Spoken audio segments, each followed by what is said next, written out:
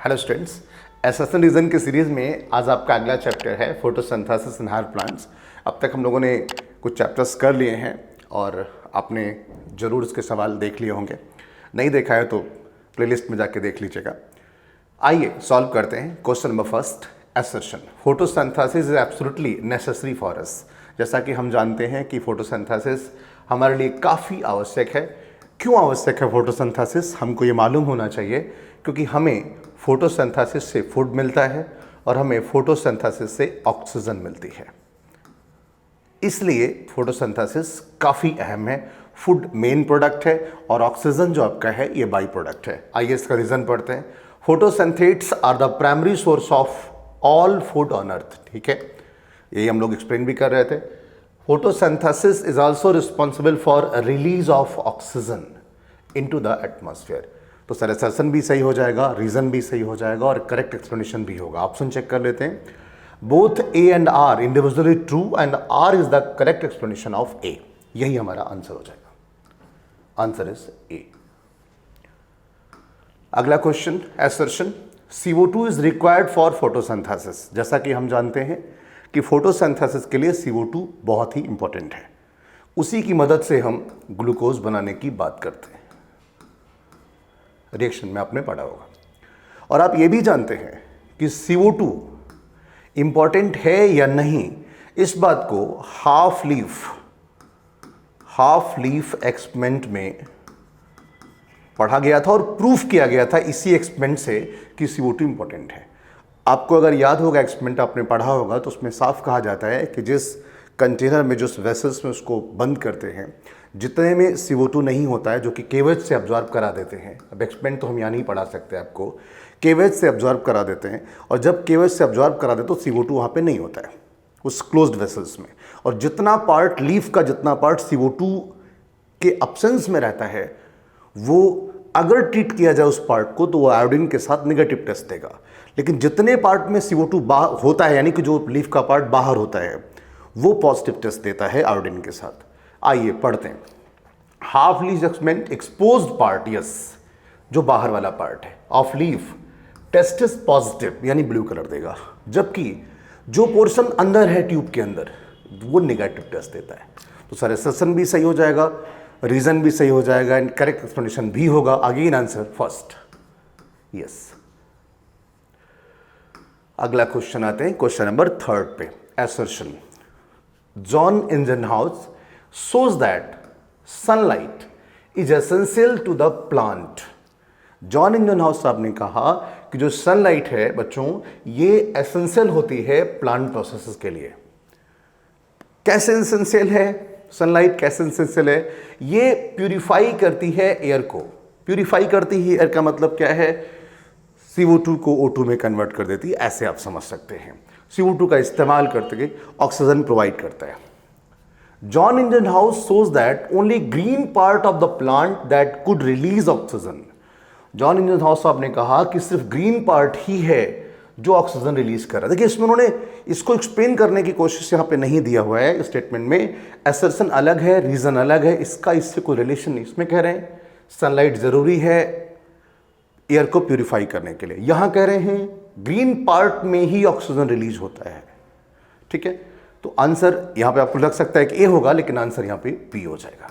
क्यों? क्योंकि assertion reason दोनों सही है लेकिन एक्सप्लेनेशन नहीं है। ठीक है, next question number 4। Assertion. Glucose is synthesised during plant growth. अच्छा सवाल है। ग्लूकोज जो होता है ये प्लांट की ग्रोथ के समय बनता है। जाहिर सी बात है, प्लांट में ग्लूकोज ही बनेगा, उसी का इस्तेमाल प्लांट करेगा और फिर अपनी ग्रोथ करेगा। ठीक है, तो एक पॉइंट तो ये हो गया। Reason, von Sachs provided evidence that glucose is synthesised in green part. Sachs साहब ने एक साबित किया कि ग्रीन पार्ट में, ग्रीन प्लांट्स में और ग्रीन पार्ट्स में फोटोसिंथेसिस होती है और ग्लूकोज बनता है। और ग्लूकोज अगर एक्सेस होगा तो स्टार्च के रूप में स्टोर होगा। कहीं ना कहीं एसेशन रीजन एक्सप्लेन आपस में कर रहे हैं। कैसे? ग्लूकोज प्लांट ग्रोथ के समय बन रहा है, ये एक अलग बात हुई। दूसरा, वॉन सैक ने कहीं ना कहीं साबित किया कि ग्लूकोज प्लांट में बनता है और एक्सेस होने पे स्टार्च के रूप में स्टोर होता है। तो बनेगा तभी तो स्टोर होगा, ठीक है, समझने की कोशिश करिएगा। तो answer again both A and R individually true and R is the correct explanation of A. तो अगेन आंसर क्या हो जाएगा? फर्स्ट। चलिए अगला क्वेश्चन करते हैं, question number 5। Assertion light reaction are directly light driven. बिल्कुल ठीक बात है, लाइट रिएक्शन लाइट से डायरेक्टली कंट्रोल होती है, बिल्कुल करेक्ट स्टेटमेंट है, ए आंसर हो जाएगा। सॉरी मतलब ये हमारा सेंटेंस सही है। रीजन में आएंगे, dark reaction are not directly, answer की भी बात नहीं कर रहे हैं, सिर्फ स्टेटमेंट पढ़ रहे हैं। Assertion light reaction are directly light driven, ठीक है, ये बात ठीक है। रीजन में आएंगे, dark reactions are not directly light driven, ठीक है, बिल्कुल सही बात है, डायरेक्टली लाइट ड्रिवन नहीं है, but are dependent on the products of light reaction, जबकि लाइट रिएक्शन के प्रोडक्ट पर डिपेंड करती है। आपको अगर इनका प्रोडक्ट याद है तो NADPH2 प्रोडक्ट था, ATP प्रोडक्ट था, जिससे हमने एसिमिलेटरी पावर नाम दिया था, याद करिएगा, ठीक है। तो ये भी सही है, ये भी सही है। मैं एक बार और बोल देता हूं, लाइट रिएक्शन लाइट पे डिपेंड करती है डायरेक्टली, जबकि डार्क रिएक्शन डिपेंड नहीं करती है डायरेक्टली। डायरेक्टली डिपेंड का मतलब क्या है? ये इनडायरेक्टली डिपेंड करती है। इनडायरेक्टली कैसे डिपेंड करेगी? उनके प्रोडक्ट पे डिपेंड करती है। तो बस एसर्शन भी सही हो जाएगा, रीजन भी सही हो जाएगा, लेकिन एक्सप्लेनेशन करेक्ट नहीं है, लिखा है सिर्फ प्रोडक्ट पे डिपेंड करती है। प्रोडक्ट का नाम लिख लीजिएगा, तो आंसर इज बी, ठीक है। Question number 6। Assertion most of the photosynthesis takes place in blue and red light. अक्सर ये सवाल पूछा गया है कि जो मैक्सिमम फोटोसिंथेसिस है वो कहाँ होती है, तो ब्लू लाइट में होती है या रेड लाइट में? तो भैया दोनों में होती है, ब्लू एंड रेड दोनों में होती है, ठीक है। तो ये सेंटेंस आपका सही हो जाएगा। फोटो सिस्टम की अगर बात करें तो रीजन में photo system absorb only blue and red spectrum of the विवग्योर। नहीं सर, ये बात नहीं ठीक है। जो आप 7 कलर पढ़ते हैं विवग्योर, उसमें कह रहे हैं कि सिर्फ 2 कलर ही लाइट ऑब्जॉर्व करें, तो ये बिल्कुल गलत स्टेटमेंट होगा, ऐसी बात नहीं है। मैक्सिमम ये दोनों करते हैं, बाकी और भी लोग करते हैं। तो सर जब ऑप्शन आपका रीजन गलत हो जाता है, तुम्हारे पास आंसर फिक्स है, आंसर शुड बी सी, क्योंकि असर्शन सही है और रीजन गलत है, ठीक है। Question number 7। Assertion light reaction of photosynthesis belongs to photochemical phase, ठीक है। एक अच्छी बात लिखी है कि जो लाइट रिएक्शन है फोटोसिंथेसिस की, वो फोटोकेमिकल फेज से बिलोंग करती है। अब यहां पे फोटोकेमिकल फेज का क्या मतलब है? फोटोकेमिकल फेज, देखिए अगर आप फोटोकेमिकल फेज को समझने की कोशिश करें तो कहीं ना कहीं इसमें लाइट एब्जॉर्ब होगी, कहीं ना कहीं अगर आप थोड़ा सा और याद करें तो पानी का स्प्लिटिंग होगा, थोड़ा और अगर आप समझने की कोशिश करें इसी फोटोकेमिकल फेज में ही ऑक्सीजन रिलीज होगी और ATP बनेगा, ठीक है, ATP बनेगा, NADPH बनेगा। कहने का मतलब क्या है कि जो लाइट रिएक्शन है ये फोटोकेमिकल फेज से बिलोंग करती है। इसमें क्या क्या होता है? तो reason they include light absorption, बिल्कुल सही, ये ऐसा होता है, water splitting, oxygen release and formation of ATP and NADPH। तो असर्शन आपका बिल्कुल ठीक है, रीजन भी बिल्कुल ठीक है और एक्सप्लेनेशन भी है, करेक्ट एक्सप्लेनेशन है, तो अगेन आंसर ए हो जाएगा। थोड़ा ध्यान से समझिएगा। Question number 8। अगर आप असर्शन देखें तो कह रहे हैं LHC that is called light harvesting complex are made up of hundreds of pigments. जो लाइट हार्वेस्टिंग कॉम्प्लेक्स हैं ये हंड्रेड्स ऑफ पिगमेंट से बने होते हैं, बाउंड टू द प्रोटीन, ठीक है। ये each photo system has all the pigment forming a LHC also called antenna. देखिए यहां पे ऑल द पिगमेंट जो है ये नहीं होगा, accept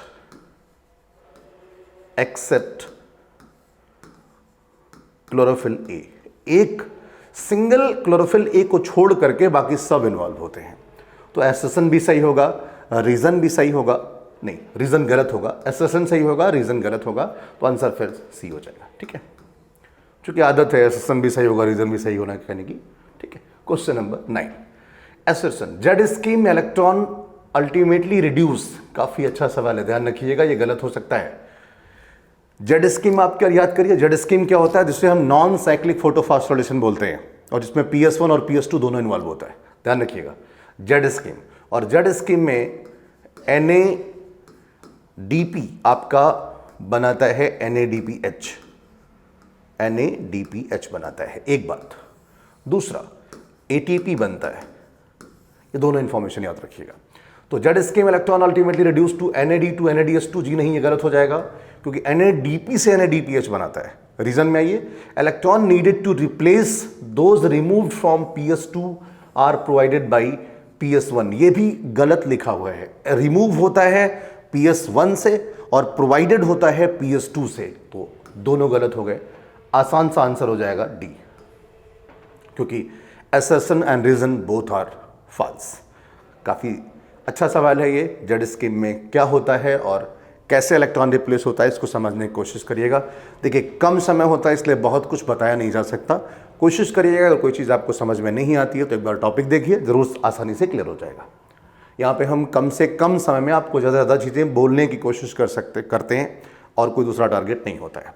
question number 10, assertion stroma lamellae are involved only in synthesis of ATP but not NADPH। देखिए फिर से उसी के आसपास का सवाल है, यहाँ पे कहीं ना कहीं साइक्लिक फोटोफॉस्फोरिलेशन की बात कर रहे हैं। आपको याद होना चाहिए साइक्लिक फोटोफॉस्फोरिलेशन, ध्यान रखिएगा। साइक्लिक फोटोफॉस्फोरिलेशन में सिर्फ कौन इन्वॉल्व होता है? PS1, और ये प्रेजेंट कहाँ होता है? स्टोमा लैमेलिया में। तो पहला सेंटेंस तो हमारा ठीक हो गया कि stroma lamellae are involve in the synthesis of ATP but not in NADPH as well. Reason पे आता है, stoma lamellae has PS1 only, ये बात ठीक है। दे लैक्स PS2, ये भी ठीक है, as well as NADP reductase. देखिए सर, सिर्फ ATP इसीलिए बनाता ही है क्योंकि उसमें NADPH reductase, NADP reductase and PS2 absent होता है। फिर से बोल रहा हूं, स्टोमा लैमेली में सिर्फ और सिर्फ ATP बनता है, NADPH2 नहीं बनता क्योंकि NADP रिडक्टेज एंजाइम एब्सेंट है और PS2 भी एब्सेंट है। तो एसेशन रीजन दोनों सही है एंड करेक्ट सॉल्यूशन बी होंगे। Answer is A. Question number 11, assertion chemiosmosis requires a membrane। Chemiosmotic theory given by Peter Michael, आपने पढ़ा होगा बच्चों, ध्यान रखिएगा। इसमें एक मेम्ब्रेन होती है, एक प्रोटॉन पंप होता है, एक प्रोटॉन ग्रेडियंट होता है, एक एटीपीज एंजाइम होता है। ठीक है, ये आपका करेक्ट है, सही है। Reason, ETS generates only concentration gradient in chloroplast, ठीक है। whereas both concentration gradient and charge gradient in the mitochondria, ये भी ठीक है। बट assertion रीजन का आपस में कोई रिलेशन दूर दूर का नहीं दिखता। तो sir both A and R individually true but R is not the correct explanation of A. हम यहाँ पे सीधे आंसर बताने की कोशिश करते हैं, आपका समय बचाने की कोशिश करते हैं, क्योंकि आपका समय भी बहुत ही प्रीशियस है। कॉन्सेप्ट समझ में आना चाहिए, समय आंसर में बहुत नहीं लेना है, ठीक है। तो answer is P. Question number 12, assertion use of radioactive carbon 14 by Melvin Kelvin, Nobel laureate हैं ये। Algal photosynthesis studies led to the discovery of complete biosynthetic pathway. देखिए आप जानते हैं केल्विन साहब ने बासन के साथ मिलकर के कार्बन 14 का इस्तेमाल करते हुए पूरी साइकिल को एक्सप्लेन किया था, केल्विन साइकिल को, और हम ये जान पाए थे कि बायोसिंथेटिक पाथवे में कौन सा प्रोडक्ट कब कहाँ किस लेवल पे बनता है, और इसी काम के लिए इनको नोबेल पुरस्कार भी दिया गया था। आइए रीजन पढ़ते हैं। तो ये हमारा सही है। रीजन में all green parts of plant have PGA, all green parts of the plant have PGA the first product of CO2 fixation.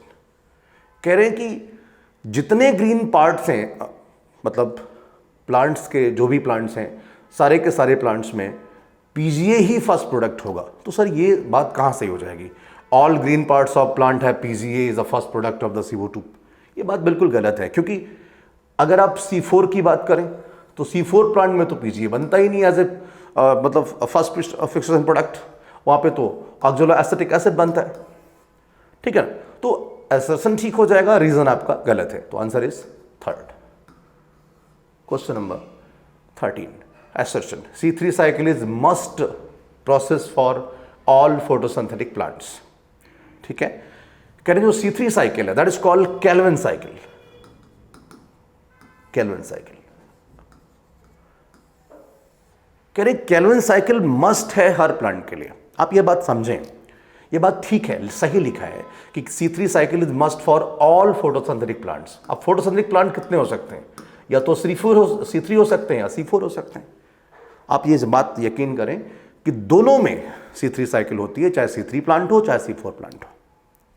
आप आराम से C4 पाथवे देख सकते हैं। तो आइए रीजन पढ़ते हैं। Calvin pathway occurs in all photosynthetic plant. It does matter whether they have C3 और C4 पाथवे। यही बात तो मैं कह रहा था, C3 साइकिल C3 C4 दोनों प्लांट्स में होती है, इसमें किसी प्रकार का कोई संशय नहीं। तो एसोसिएशन भी सही होगा, रीजन भी सही होगा। ठीक है, तो आंसर आपका हो जाएगा फर्स्ट यानी कि ए।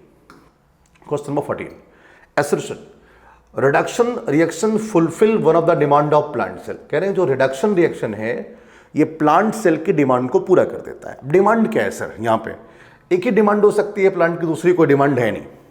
प्लांट की एक ही डिमांड है और जो रिडक्शन प्रोसेस से यहां पूरी हो रही है दैट इज ग्लूकोज फॉर्मेशन। ठीक है, तो सेंटेंस आपका एसोसिएशन सही है। रीजन पे आते हैं। Reduction reaction are a series of reactions that lead to the formation of glucose. ठीक बात लिखी है। रिडक्शन प्रोसेस के थ्रू प्लांट्स ग्लूकोज बनाते हैं और उनकी डिमांड पूरी हो जाती है। तो एसोसिएशन भी सही है, रीजन भी सही है एंड करेक्ट एक्सप्लेनेशन भी है। तो आंसर इज अगेन फर्स्ट। ठीक है, क्वेश्चन नंबर 15 पे आते हैं। Association basic pathway that results in the formation of sugar. The Calvin cycle is common to C3 and C4 plants. देखिए, बेसिक पाथवे जो कि शुगर को बनाती है यानी कि ग्लूकोज बनाती है। Calvin cycle is common to C3 C4, दोनों में कॉमन है। C3 में भी कॉमन है और C4 में भी कॉमन है। इसका मतलब क्या हुआ, मैं आपको बता दूं, दोनों में होती है ये process. Correct, Calvin pathway occurs in mesophyll cells of all photosynthetic plant. जी नहीं सर, ऐसा नहीं है। C3 प्लांट में जब आप जाएंगे, थोड़ा समझना ज्यादा है इसमें, याद रखिएगा, जब आप C3 प्लांट में जाएंगे तो मीजोफिल सेल में होगी, लेकिन जब C4 प्लांट में जाएंगे तो Calvin cycle bundle sheath cell में होगी। ठीक है, जहां पे एक ग्रेनुल क्लोरोप्लास्ट पाया जाता है, याद रखिएगा। तो कह रहे हैं आपका इसका मतलब क्या हुआ, रीजन आपका गलत हो गया। तो सर आंसर आपका क्या हो जाएगा? Third. Reason is false and assertion is true, यानी थर्ड आंसर हो जाएगा। ठीक है, चलिए अगला question number 16, assertion plant having OAA as the first CO2 fixation product used C3 pathway as main biosynthetic pathway।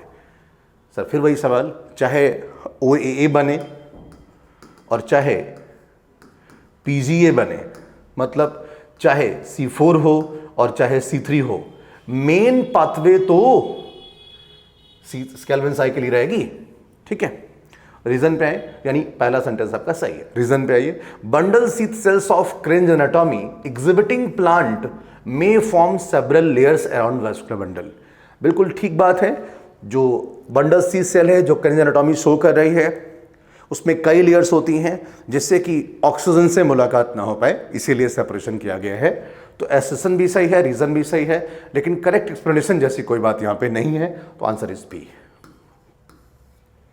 अगला सवाल 17, assertion photo respiration is almost absent in bundle sheath cells of C4 plant. ठीक है, absent होती है क्योंकि वहां पे कह लीजिए ऑक्सीजन नहीं है, ऐसे आप समझ सकते हैं। और ऑक्सीजन नहीं है तो रुबिस्को फिर उसके साथ जोड़ नहीं सकता। ठीक है, रीजन पे आइए। Chloroplast present in bundle sheath cell are agranal. ठीक है, these cells have thick walls and do not have intercellular spaces. तो अगर आप फोटो रिस्पिरेशन की बात कर रहे हैं जो बंडल सीथ सेल में ना के बराबर है, और क्लोरोप्लास्ट जो है वो बंडल सीथ में प्रेजेंट है, एग्रेनल है, these cells have thick walls and do not have intercellular spaces. तो दोनों को अगर आप ध्यान से समझ पाएं तो फोटो रिस्पिरेशन वाली बात भी ठीक है, क्लोरोप्लास्ट वाली भी बात ठीक है, दोनों एक दूसरे को एक्सप्लेन नहीं कर रहे हैं, तो answer B. Next question, question number 18, assertion enzyme needed in carboxylation can bind to both CO2 and O2।